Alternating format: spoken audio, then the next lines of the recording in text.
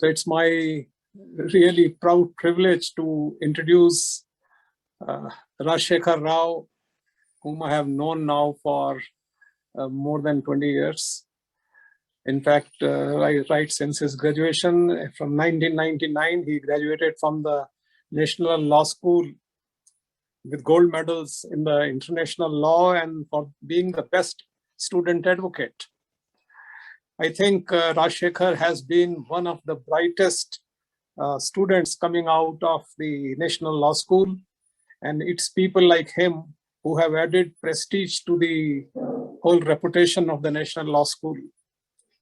He has been practicing on his own from 2006, and prior to that, he was with Mr. Gopal Subramaniam, and where he assisted as a junior counsel in matters such as Tehelka, as well as in the Parliament attack case. I think over a period of time, he has gained so much stature. I will not go into the all kinds of cases and everything that he has been doing, but of late, he was appointed as the amicus curiae for the Delhi government during this peak of the second wave, when there was a kind of oxygen shortage. So he was appointed to assist the court to come out with various suggestions to handle the situation. And he has been recently being designated as the senior advocate by the Honorable Delhi High Court. So it's over to you, Rajshekhar Rao. Thank you very much for sparing your time to deal with this topic of the issue of, I think, privileged communication. Over to you, Raj. Thank you. Thank you so much, Dr. Agarwal, or Uncle, as I have known you for too long.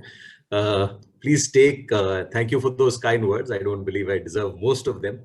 They come from a place of love and affection. And since the bar has been set so high by Mr. Agarwal, who unfortunately I'm tied to the hip with, so let me try and match up to the great job that he has done. I was quietly watching his presentation. Since we are on a topic of confidentiality and privileged communication, let me start with a bad joke. I can confidentially tell you that it is a privilege to be here today in the afternoon. They say that the session that is post-lunch is the graveyard shift. The session that is post-tea is literally like the deepest point in the burial ground that you will find. So let me try and keep this a little short and keep it simple. And hopefully I will have some time for questions towards the end.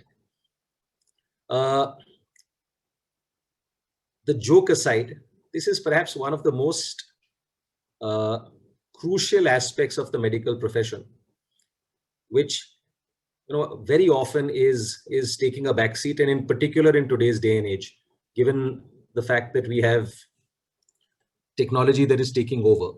The reason I said that this was really one of the most important aspects is it goes back to the oath of Hippocrates. You will see what he says. He says, and I'm reading towards the right, into whatever house I shall enter, I shall go for the benefit of the sick, etc. But really speaking, the aspect of confidentiality and privilege emerges from what he says: whatsoever in my practice or not in my practice, I shall see or hear amid the lives of men, which ought not to be noised abroad. As to this, I will keep silence, holding such things unfitting to be spoken. And now if I shall fulfill this oath, of course, this is something that all of you know, and break it, if not, break it not. May the fruits of life and of art be mine. May I be honored of all men for all time. The opposite if I shall transgress and be forsworn. That really is the importance of confidentiality and privilege. Now, these are two aspects of the same coin, if I may. Just coming back to very basic English language, what is confidentiality? It's a situation where you would expect somebody to keep something secret. Insofar as privilege is concerned, privilege, on the other hand, is essentially in the nature of a right granted or recognized in law, or as a matter of practice, which entitles somebody to prevent others from speaking about certain aspects of their lives. Now, the difference between privilege as far as the legal fraternity is concerned and the medical fraternity is that while the Indian Evidence Act recognizes the concept of professional privilege insofar as lawyers and clients are concerned, the aspect of medical privilege has not been elevated to that status. Notwithstanding that, that's not an absolute right. There are certain limitations. And one would believe that as far as the medical profession is also concerned, that aspect has been sufficiently incorporated in various regulatory mechanisms as also statutes which govern the medical profession. And therefore, as far as we are concerned, on the ground, there is enough clarity as to how this process operates. Now, why confidentiality and privileged communication? What's the rationale? What are the implications and the instances? That's the object of this conversation today.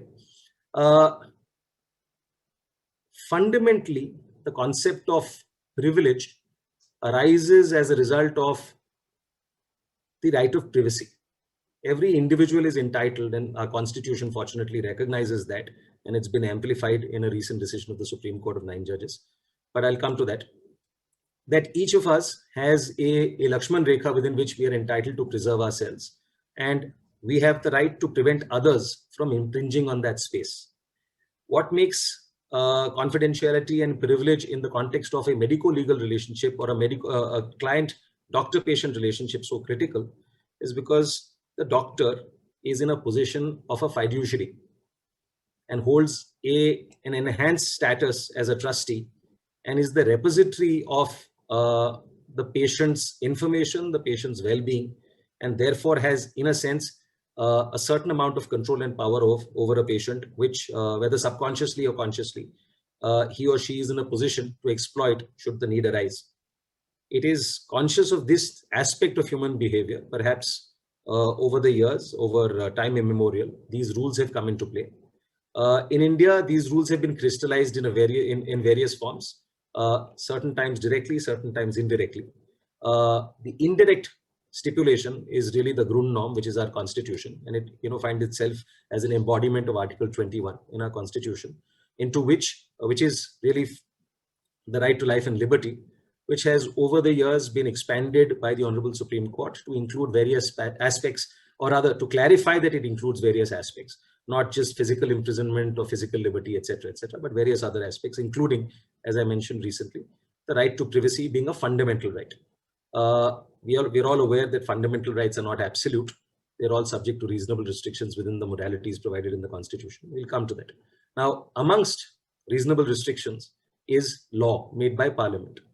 And it is in that backdrop that one sees the aspect of this relationship and concepts of confidentiality and privilege being read into your legal framework, as it were, in the Indian Medical Council Professional Conduct Ethics Regulations, in particular regulations 2.2, 7.14 and 7.17. 7.14 is an exception, so I'll come to that in a bit. 2.2 and 7.17 we'll deal with soon. Mr. Agarwal also referred to the Mental Health Care Act, of course, in the context of his topic. There are aspects in the Mental Health Care Act, which, as you're aware, is an updated legislation and in a sense incorporates international best practices insofar as mental health care is concerned, which for the first time also elaborates on these rights in a statutory form, for instance, in the context of recognizing the right to privacy of individuals with regard to their mental health and information pertaining thereto, specific provisions with regard to confidentiality, and of course, incorporating a statutory proscription, as it were, in terms of release of information in respect of mental illness. You're all familiar with most of this, but coming back to the Grundnorm. So as lawyers, we were always taught, no matter what the legal question or the issue, try and see if you can find an answer in the Constitution. If it is protected by the Constitution, then nobody can impinge upon it unless there is a limitation prescribed by the Constitution itself. From that perspective, the Article 21, which I'm sure all of us are familiar with, says it is protection of life and liberty, and it goes, no person shall be deprived of his life or personal liberty except according to, please note, procedure established by law. Now, in 2017, a bench of 9 judges of the Supreme Court reiterated what the Supreme Court had said previously, but elaborated on its contours to essentially opine that the right to privacy was an important facet of Article 21, which is the right to life, and is founded on human dignity, something that Mr. Agarwal also spoke about. And a few of the judges in their respective opinions said that, you know, privacy encompasses repose, it's a sanctuary, and you know, it contemplates an intimate decision. Now, all of these are essential to enable persons to make personal life decisions, whether it is, you know, the right to take one's own life, or the right to decide how you want to be treated, or the right to just have your medical condition and information not being released. Now, the reason I'm emphasizing these is going back to, again, fundamental principles. With each right comes a corresponding duty. So if I have a right, somebody else has a duty to respect and preserve that right. I have obligations towards third parties in respect of their rights, and that interplay makes this you know, these two simple words so much more complex. And there are consequences that we face in terms of people crossing lines on the ground in day-to-day activities. This is your Lakshman Rekha, as it were. These are the Indian Medical Council regulations for professional conduct, etiquette, and ethics. Now, please see what it says.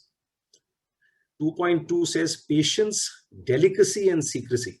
Now, the phraseology is very interesting, but patience and delicacy should characterize the physician.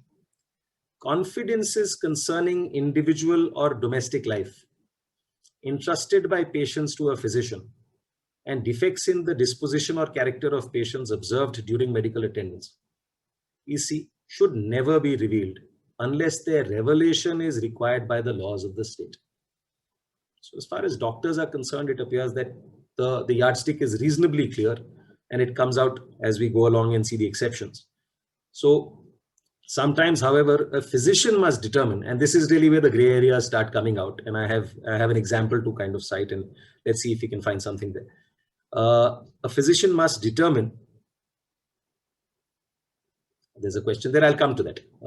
Perhaps not. Ideally not. And let me. I'll deal with that aspect of the matter. So a physician must determine whether his duty to society requires him to employ knowledge obtained through confidence as a physician to protect a healthy person against a communicable disease to which he is about to be exposed.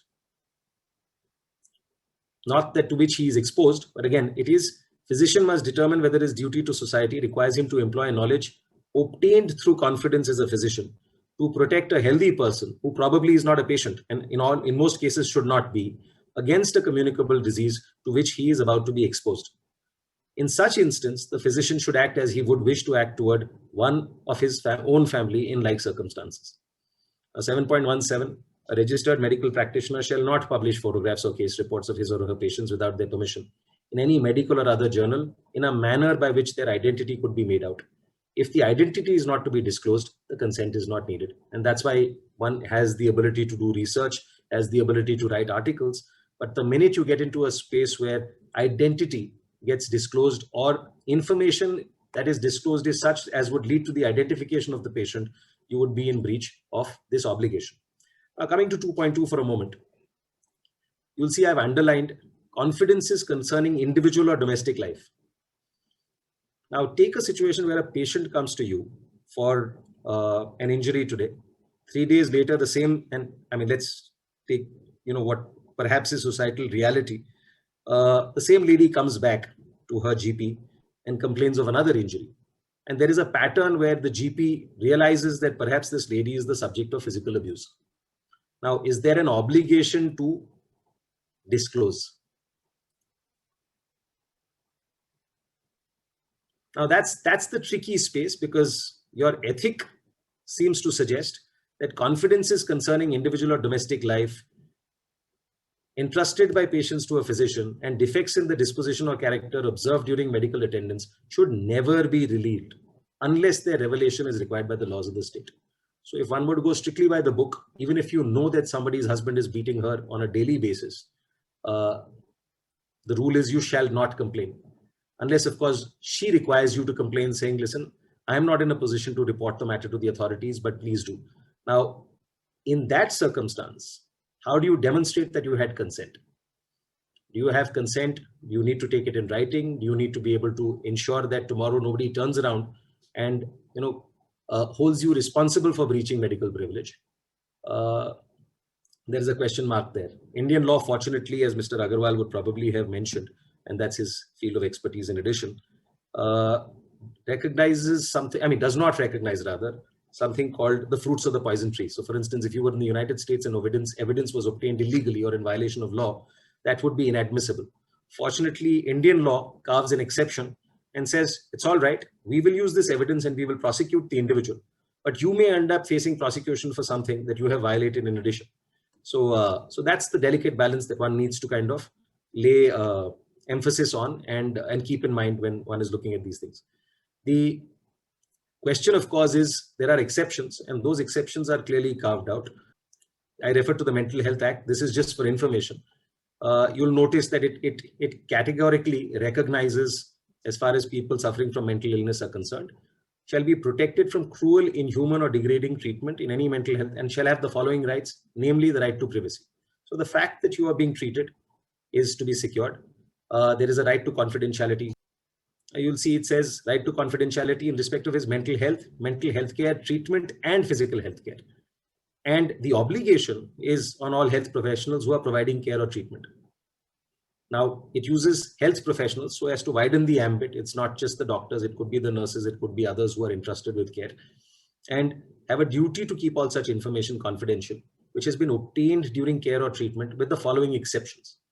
Where release of the information is to a nominated representative, that's of course a separate concept altogether under the Act, who is somebody who has to assist the person suffering from mental illness and take certain responsibilities, to enable him to fulfill his duties under this Act. Release of information to other mental health professionals and other health professionals to enable them to provide care, and then release of information if it is necessary to protect any other person from harm or violence. Only such information that is necessary to protect against harm identified shall be released. Release only such information as is necessary to prevent threat to life, and release of information upon an order by a concerned board or central authority or High Court or Supreme Court, etc. And then please see G. This statute, like I said, as opposed to your ethics regulations, which lay out a broad framework, gets into a little more detail. I'm not sure if it is as clear because there are still gray areas insofar as this is concerned. Fact of the matter is, please see G, release of information in the interests of public safety and security. But again, all of this relates to the mental health of an individual and perhaps any other information in relation to somebody who's in your care. These are the exceptions. And as far as you are concerned, it seems that the law is reasonably clear. Like I said, there are those gray areas which one will have to tackle as one goes along. But as far as the regulations of 2002 are concerned, it says that an RMP shall not disclose secrets of a patient that have been learned in exercise of his or her profession, except if a court of law, I'm sorry, there is a typographical error there. If a court of law orders of so-and-so by essentially a court order. Now the Supreme Court, deals with this and says, effectively analyzes this entire concept of doctor-client relationship and says that doctors have a fiduciary duty and are placed in an element of trust. Number two is, in circumstances where there is a serious and identified risk to a specific person and or the community. Now this case of Mr. X and Hospital Z is an interesting case where the Supreme Court eventually says that you had a right to preserve confidentiality, but the wife was entitled to know about her husband's positive status. The question on whether the world at large was entitled to know becomes a critical aspect, because your regulation seems to suggest that what about the community? So it's like saying somebody who's COVID positive comes to a doctor, decides to tell him that he or she is attending a wedding and without disclosing the fact that he or she is COVID positive. Now, is there an obligation to notify? Perhaps the answer is quite clearly yes. And then, of course, there are notifiable diseases where there is no gray area, in the sense that if you know somebody who's suffering from any of those notifiable diseases notified by the central government from time to time, you are therefore under an obligation specifically to make a disclosure. And insofar as notifiable and communicable diseases are concerned, the medical professional has an obligation to inform the concerned public health authorities ASAP. Now, HIV, of course, was a critical issue at that point in time. It's still critical, but in terms of communicability, one seems to have taken a substantial amount of steps to kind of regulate the spread of the disease, primarily through education, etc. And that may not be such a huge issue. But what of a situation where somebody who has, say, HIV or even hepatitis C and is engaging in a course of behavior where he or she believes is engaging in promiscuous behavior. Does the doctor have a duty to notify? What happens if the doctor doesn't know who the person is in fact in promiscuous relationships with, and is not in a monogamous relationship, but is sleeping, say, with multiple partners or exchanging fluids with multiple partners? What happens there? What is the obligation, and who do you notify? Do you notify the health authorities? Do you notify the police? These are aspects that one needs to consider. As far as now, public and community health, physicians, especially those engaged in public health work, should enlighten the public concerning quarantine regulations, measures for prevention of the epidemic and communicable diseases. And of course, since this is so relevant right now, at all times, the physician should notify the constituted public health authorities of every case of communicable diseases under his care in accordance with the laws, rules, and regulations of the health authorities. When an epidemic occurs, a physician should not abandon his duty for fear of contracting the disease himself. On this, I believe the profession has really stood out in the last 1 year, and we can only say thank you to all of you for all that you've done. Having said that, it's in times like these when everybody is hard pressed that issues like this get taken, a backseat, take a backseat. And it's important to remind ourselves that it's really in times like these that one also needs to be alive to the obligations that one has. Coming to the next one, the Mental Health Care Act. This again sets out various instances. I've read these broadly. These overlap with the previous slide that I had shown you. So I'll let this be on the screen for a moment. Broadly, again, the idea is release of information should be so limited as is necessary. So there is an element of proportionality. The object of release is not really to warn the world at large, but to only either prevent the individual in question or protect specific people who may be affected by his or her conduct. And anything beyond that becomes then an aspect where the individual in question could come back and assert a breach of right by the medical professional or the hospital or the institution in question. And you go down a slippery slope on a legal platform in a place where there are gray areas currently. I'm leading to all of this because at the end of the day, today, there are two elements of information that are available, rather two sources. One is, of course, a source where a patient interacts directly with a doctor. And a lot is said inside the confines of that closed room where you interact. The other is in the course of interactions between the patient and the institution and the doctor per se. So whether it is from the time when a patient calls a hospital to fix an appointment and gives out, say, a phone number, personal details, etc., to the time when you fill in your application form for registration in the hospital, where a little more data is sought. And like we've seen in several medical establishments and with doctors, you get an information sheet, which is also a consent. At times you're also asked to give consent for a variety of things, where the nature of data is far, far more intrusive and personal and intimate.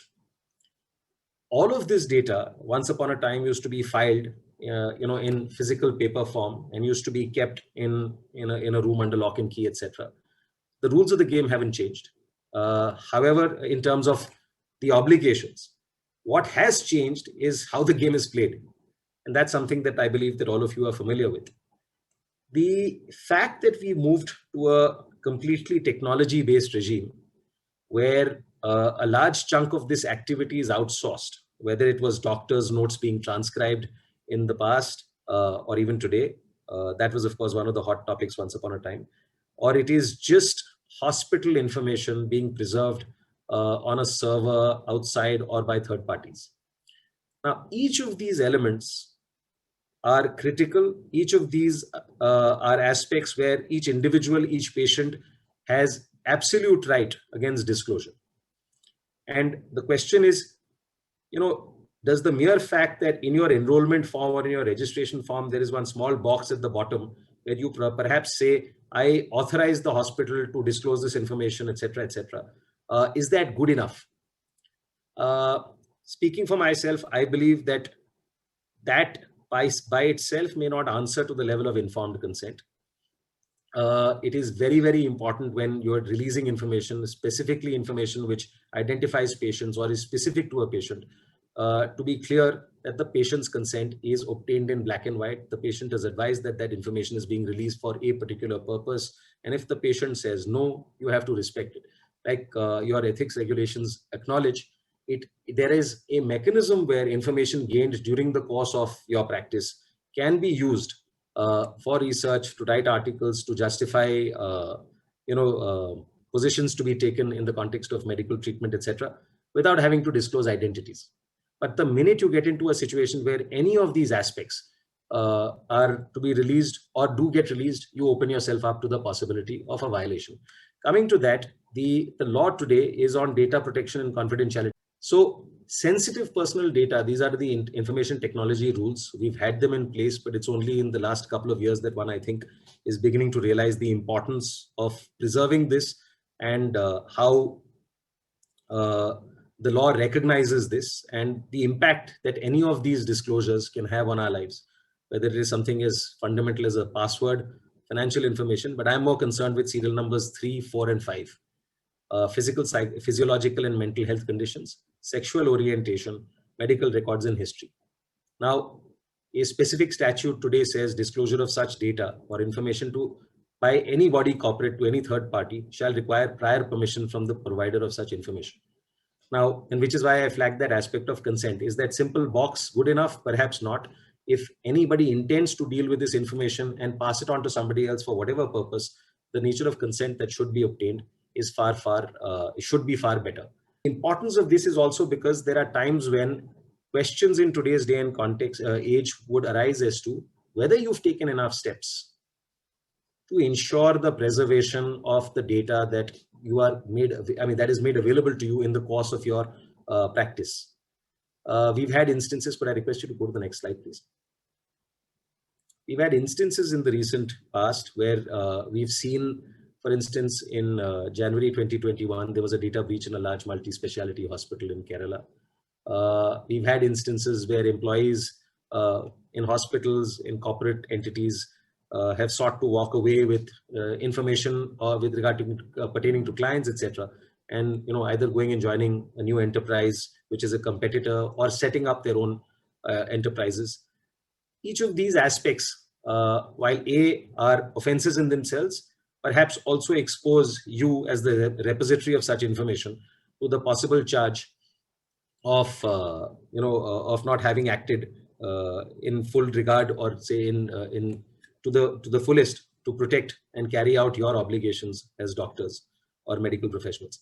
The point is really this, that because of increasing digitization, now that we're looking at teleconsultation, you're recording, for instance, you're recording this webinar, you're recording teleconsults, all of these, it is important for us as medical professionals to ensure that we have carved out and have concrete documentation in place with whoever we are engaging to preserve this information, or to record and copy and preserve this information, to ensure that they understand the magnitude of the responsibility that you have, and which in a sense rubs off on them, and they are bound by the same principles. And it is made clear that any breach results in severe consequences.